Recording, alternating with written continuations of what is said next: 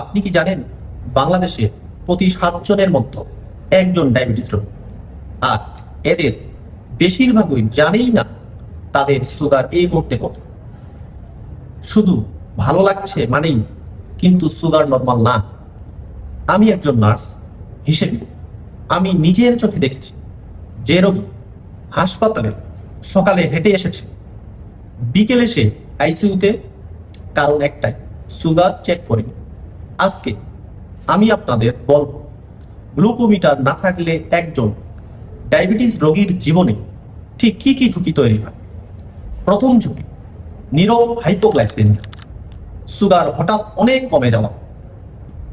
Sugar কমে গেলে শরীর কাঁপে, মাথা ঘোরায়, ঘাম হয়, কিন্তু অনেকের ক্ষেত্রে কোনো লক্ষণই থাকে না। এটাকে বলে সাইলেন্ট হাইপোগ্লাইসেমিয়া।